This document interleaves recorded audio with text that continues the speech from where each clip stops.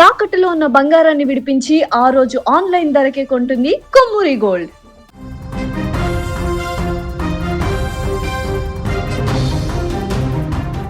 తమిళనాడు రాజకీయాల్లో విజయ్ కింగ్ కాబోతున్నాడంటూ ఎన్నికలు జరిగిన నాటి నుంచి సుమన్ టీవీ మాత్రమే అంచనా వేసింది.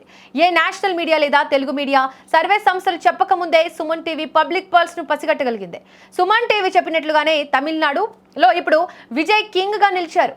ఇక ఇదిలా ఉంటే తమిళనాడు రాజకీయాల్లో AP deputy CM Pawan Kalyan mark ఫలించింది. విజయ్ తో పవన్ కు సన్నిహిత సంబంధాలు ఉండడం, విజయ్ ని పవన్ ఫాలో అవ్వడం వల్లే ఈ స్థాయి విజయం సాధ్యమైందని రాజకీయ విశ్లేషకులు చెబుతున్నారు. ముఖ్యంగా సనాతన ధర్మ విషయంలో పవన్ కళ్యాణ్ ను టార్గెట్ చేస్తూ ఉదయనిధి స్టాలిన్ టార్గెట్ చేయడం ఆ పార్టీకి మరింత మైనస్ గా మారింది. దీంతో తెలుగు ఓటర్లు అందరూ డీఎంకే కు వ్యతిరేకంగా ఓటు వేశారు. తెలుగు ప్రభావిత నియోజకవర్గాల్లో ఓటరుదారులందరూ విజయ్ పార్టీకి పట్టం కట్టడంతో డీఎంకే గల్లంతైంది. ఇదే అంశానికి సంబంధించి మరింత సమాచారాన్ని మా బ్యూరో చీఫ్ విజయ్ అందిస్తారు. విజయ్, చెప్పండి, తమిళనాడు రాజకీయాల్లో పవన్ కళ్యాణ్ మార్క్ కనిపిస్తోందా?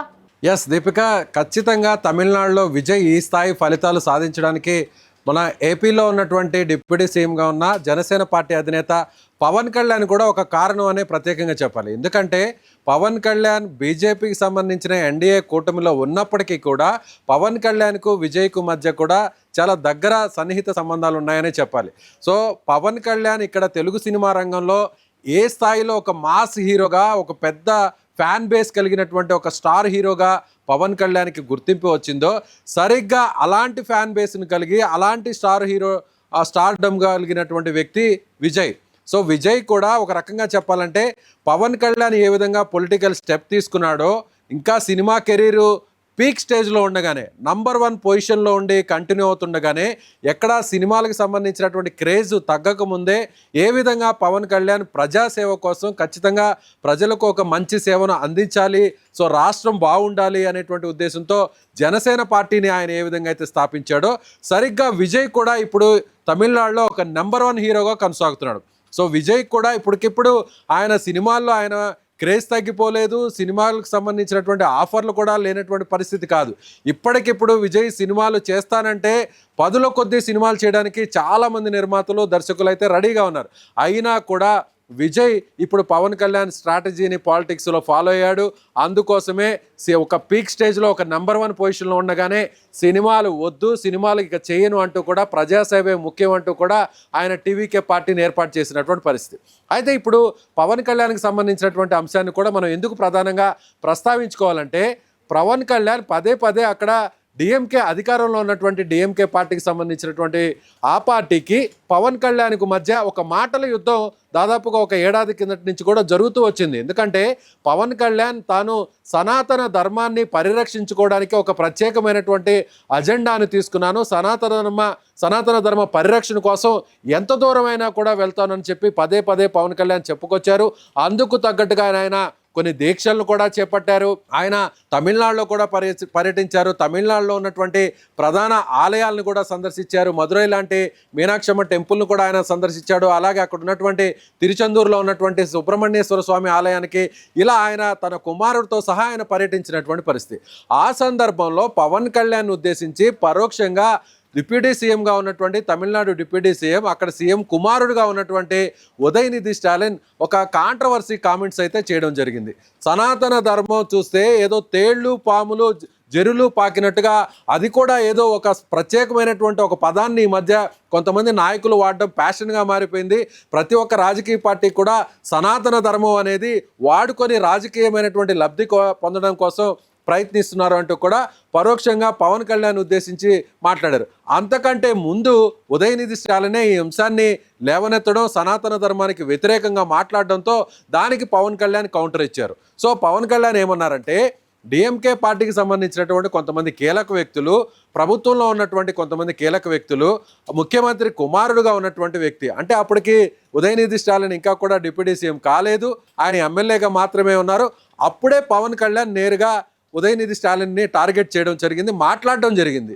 కొంతమంది రాజకీయ అవసరాల కోసం ఇలా సనాతన ధర్మం గురించి, హిందుత్వ ధర్మం గురించి ఈ విధంగా విమర్శలు చేస్తే చూస్తూ ఊరుకోను అనేటువంటి విషయాన్ని ఆయన పదే పదే మీడియా ముందు చెప్పడం జరిగింది, పత్రికా సమావేశాల్లో చెప్పడం జరిగింది.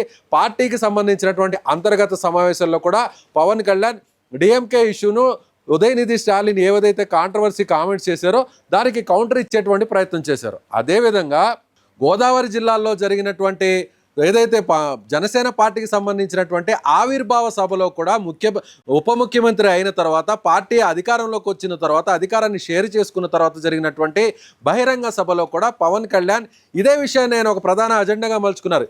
ఇదే విషయాన్ని డిఎంకే పార్టీకి సంబంధించి కూడా ఆయన ప్రత్యేకమైనటువంటి విమర్శలు చేశారు. అలాగే తమిళనాడుకు వెళ్ళినప్పుడు సమయంలో కూడా ఇలా డిఎంకే పార్టీని టార్గెట్ చేస్తూ పవన్ కళ్యాణ్ మాట్లాడడం జరిగింది. అలాగే పవన్ కళ్యాణ్కి సంబంధించి కూడా కాస్త కించపరుస్తూ కూడా ఉదయనిధి స్టాలిన్ లాంటి వ్యక్తులు, అంటే స్టాలిన్ మాట్లాడకుండా ఆయన కుమారుడుగా ఉన్నటువంటి వ్యక్తి పవన్ కళ్యాణ్ విమర్శించడం, అంటే అక్కడ ఏజ్ను కూడా పోల్చుకున్నారు, పవన్ కళ్యాణ్కు ఉన్న స్టేచర్ను కూడా చూసుకున్నారు, పవన్ కళ్యాణ్ కూడా ఆయన సినిమా రంగాన్ని వదిలేసి రాజకీయాల్లో ఏ విధంగా వచ్చారో ఇవన్నీ కూడా అక్కడ తెలుగు ఓటర్లు అక్కడ ఒక్కసారిగా కంపారిజన్ చేసుకున్నారు. ముఖ్యంగా డిఎంకే పార్టీ ప్రధానంగా హిందుత్వ వ్యతిరేక పార్టీగా ఒక ముద్రను వేసుకుంది. ఆ ముద్రను వేసుకోవడానికి పవన్ కళ్యాణ్ కూడా ఒక కారణంగా మారారు. సో పవన్ కళ్యాణ్ చేసినటువంటి వ్యాఖ్యలు, పవన్ కళ్యాణ్ చేసినటువంటి ప్రచారం కూడా ఇప్పుడు డిఎంకే పార్టీకి మైనస్గా మారింది. ఉదయనిధి స్టాలిన్ చేసినటువంటి విమర్శలు అనేవి కూడా ఇప్పుడు ఆ పార్టీకి ఒక రకంగా పూర్తి స్థాయిలో మైనస్గా మారే. అందుకే హిందుత్వానికి సంబంధించి చేసినటువంటి వ్యాఖ్యలు, సనాతన ధర్మానికి చేసినటువంటి కామెంట్స్ ఇప్పుడు డిఎంకేకు పూర్తిగా మైనస్గా మారాయి. కాబట్టి ఇప్పుడు ప్రస్తుతం కనిపిస్తున్నటువంటి ఫలితాలు అనేది చెప్పాలి.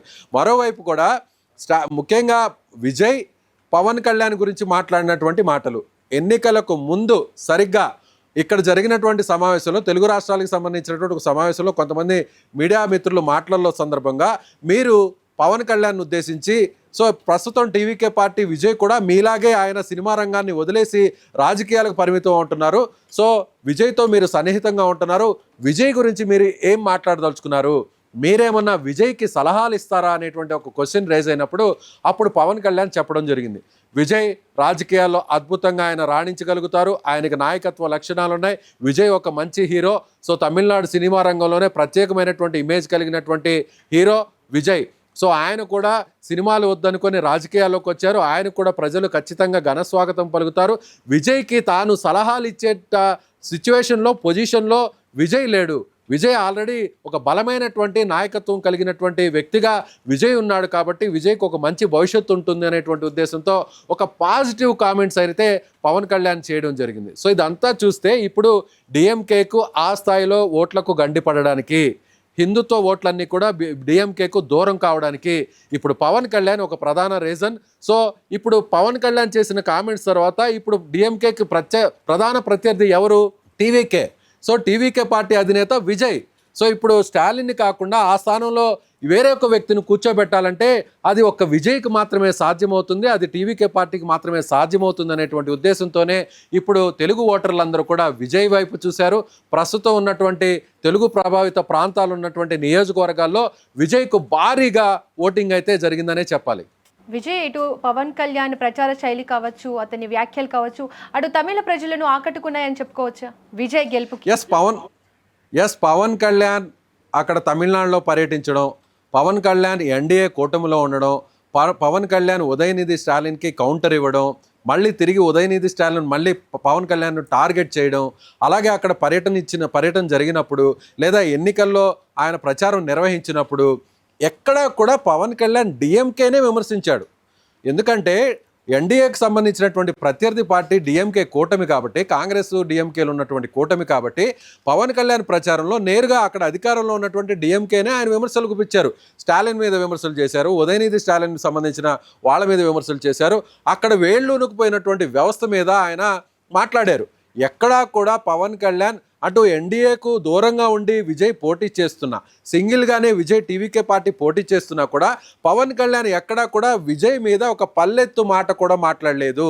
అంటే అక్కడ ఓటర్లకు ఒక క్లారిటీ వచ్చింది, ముఖ్యంగా తెలుగు ఓటర్లకు కూడా ఒక ప్రధానమైనటువంటి ఒక స్పష్టత వచ్చింది. ఏమని వచ్చిందంటే పవన్ కళ్యాణ్ విజయ్ ఇద్దరు వేరు కాదు, పవన్ కళ్యాణ్ విజయ్ పార్టీలు వేరైనా కూడా సిద్ధాంతాలు ఇంచుమించుగా ఒకటిగా ఉన్నాయి.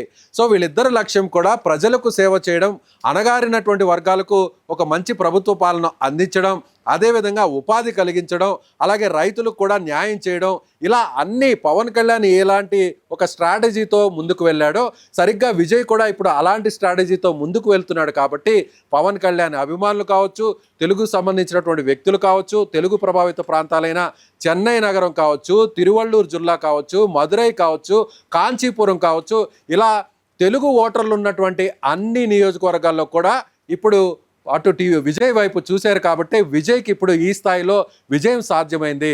మరొక విషయాన్ని కూడా ఇక్కడ చెప్పాలి దీపిక, మొదటి నుంచి కూడా జయలలితకు ఒక పాజిటివ్గా ఉంటారు మన తెలుగు ఓటర్లు. చెన్నై మహానగరంలో ఎక్కువ మంది తెలుగు ఓటర్లు ఉంటారు. సో చెన్నై రాష్ట్రం నుంచి విడిపోయినటువంటి రాష్ట్రం ఆంధ్రప్రదేశ్, అలాగే ఉమ్మడిగా ఉన్నటువంటి రాష్ట్రం అంతా కూడా విడిపోయింది. కాబట్టి ఇప్పటికీ కూడా మన తెలుగు బీజాలు ఉన్నటువంటి వ్యక్తులు, మన తెలుగు ప్రాంతీయత కలిగినటువంటి వ్యక్తులందరూ కూడా ఇప్పటికీ కూడా తమిళనాడు ఆనుకొని ఉన్నటువంటి ఆంధ్ర ప్రాంతానికి చెందిన అనేక మంది వ్యక్తులు ఇప్పటికీ తమిళనాడులో సెటిల్ అయి ఉన్నారు. చాలామంది ఎమ్మెల్యేలందరూ కూడా, పోటీ చేసినటువంటి అభ్యర్థులందరూ కూడా తెలుగు నేటివిటీ ఉన్నటువంటి వ్యక్తులు చాలామంది అన్నా డిఎంకేలో ఉన్నారు. చాలామంది వ్యక్తులు అసెంబ్లీలో కూడా తెలుగులో కూడా మాట్లాడారు. ముఖ్యంగా జయలలిత వంటి సీఎంగా ఉన్న హోదాలో ఉన్నటువంటి జయలలిత కూడా అక్కడ అసెంబ్లీలో తెలుగులో ప్రస్తావించారు. ఆమె బ్యాక్గ్రౌండ్ కూడా తెలుగుకు సంబంధించినటువంటి రాష్ట్రాలకు సంబంధించినటువంటి బ్యాక్గ్రౌండ్ ఉండడం, ఆమె కూడా తెలుగు సినిమాల్లో కూడా ఆమె నటించడం, అదేవిధంగా విజయ్ కూడా తెలుగుకు సంబంధించినటువంటి అనువాద చిత్రాలు కూడా విజయ్కి సంబంధించిన సినిమాలు ఇక్కడ తెలుగు రాష్ట్రాల్లో బంపర్ హిట్ అవడంతో విజయ్ కూడా తెలుగు రాష్ట్రాల్లో ఒక స్టార్ హీరో క్రేజ్ ఉండడంతో ఇవన్నీ కూడా విజయ్కు కలిసి వచ్చాయి. సో జయలలితకు సంబంధించినటువంటి ఫ్యాన్ ఫాలోయింగ్ అంతా కూడా విజయ్ వైపు ట్రాన్స్ఫర్ అయింది. తెలుగు ఓటర్లందరూ కూడా జయలలిత వైపు నిలిచేటువంటి తెలుగు ఓటర్లందరూ కూడా, ఆ పార్టీ వైపు నిలిచేటువంటి తెలుగు ఓటర్లందరూ కూడా జయలలిత మరణం తర్వాత ఒకసారి అవకాశం ఇద్దాం అనేటువంటి ఉద్దేశంతోనే డిఎంకే వైపు మళ్ళారు. కానీ డిఎంకే వైపు ఉన్నటువంటి తెలుగు ఓటర్లందరూ కూడా ఇప్పుడు ఒక్కసారిగా గంపగుత్తగా విజయ్కు ఓట్లు వేయడం, విజయ్ వైపు నిలవడం, అలాగే తెలుగు ప్రాంతానికి సంబంధించినటువంటి కొంతమంది వ్యక్తులకు కూడా విజయ్ పార్టీలో సీట్లు ఇవ్వడం, అలాగే చాలా లో క్లాస్ నుంచి వచ్చినటువంటి పరిస్థితులు, ప్రజల్లో నుంచి వచ్చినటువంటి వ్యక్తులకు అభ్యర్థులుగా ఆయన ఎంపిక చేయడం, ఇవన్నీ కూడా విజయ్కి కలిసి వచ్చాయి. సో ఇప్పుడు పవన్ కళ్యాణ్ మార్క్ అనేది విజయం వెనక కాస్తో కోస్తో ఉంది అని చెప్పడానికి ఇది ఒక ప్రధానమైనటువంటి రీజన్ అని చెప్పవచ్చు దీపిక. సో విజయ్కి పవన్ కళ్యాణ్ లాంటి ఫ్యాన్ బేస్ ఉండడం, ఇద్దరి మధ్య మంచి సన్నిహిత సంబంధాలు ఉండడం, ఎన్నికల ముందు విజయ్ గురించి పవన్ కళ్యాణ్ పాజిటివ్గా మాట్లాడడం, ఇదంతా పార్టీకి కలిసి వచ్చింది. రైట్గా మొత్తానికి తమిళనాడు ఎన్నికల ఫలితాలు దక్షిణాది రాజకీయాల్లో కొత్త చర్చకు తెరలేపుతున్నాయి. విజయం వెనుక పవన్ కళ్యాణ్ రాజకీయ మార్క్ కూడా పనిచేసిందనే విశ్లేషణలు వినిపిస్తున్నాయి. సనాతన ధర్మం నుంచి రాజకీయ వ్యూహాల వరకు జరిగిన ప్రతి పరిణామం వెనుక డిఎంకే పతనానికి కారణమైందా అన్న చర్చ కూడా జోరుగా కొనసాగుతోంది.